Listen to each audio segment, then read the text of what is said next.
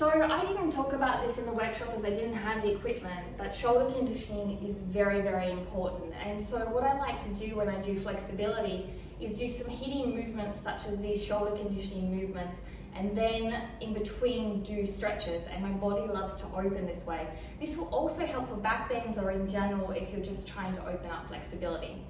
So the first one is to grab this band, bring it up, and you can hold it between your thumbs actually, and then from here bring it down your back and squeeze your elbows in, squeeze your ribs in and up.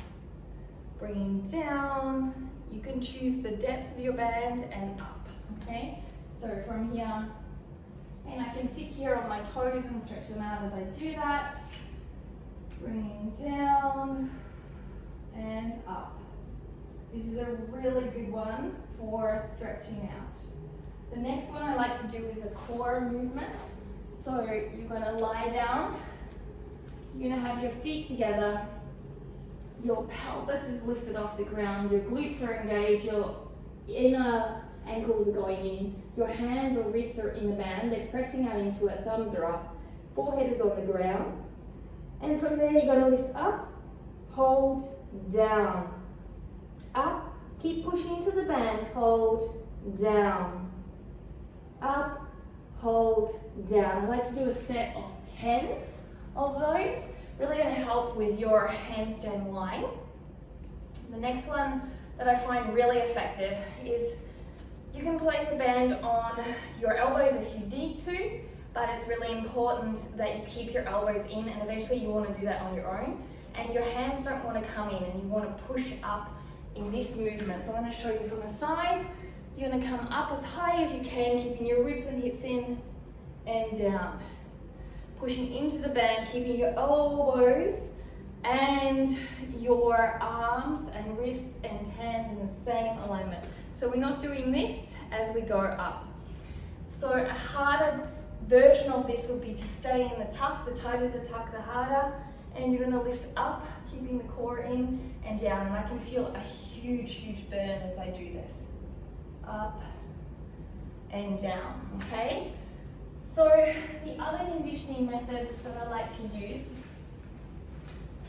is one, have the band under the knee, wrap your hands around and lifting up for 20, keeping the ribs in but chest is always open and down. Then from there, this same movement, this is great for your shoulder girdle, and it is really important to condition to build strong for your rotator cuff. It'll help you to avoid injuries. So up and down, again the same, but now it's diagonal. Another great one, as you're going to go through it, is to have the band, you place it into a knot here. And if you get sore elbows, this one is fantastic to do. Place it into the knot. You're going to place this onto your foot here. You can bend the other knee in. And from here, I'll go from the side. You bring these back on the elbow crease and you keep it back in line with your shoulders, so don't come forward or too far back. And you're going to rotate down and up. Down and up. This is going to really benefit you as well by doing this.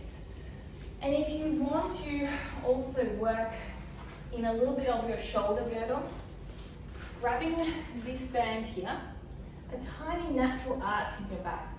You're going to put your head back and you're going to move this band along up your chin. Keep your elbows, they can go out a little bit or in, up to you.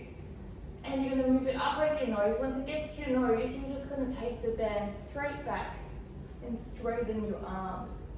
So the aim is not to lift up, it's to hold wherever it is. So if your head is here, you're going to hold here, okay? You're not going to come up.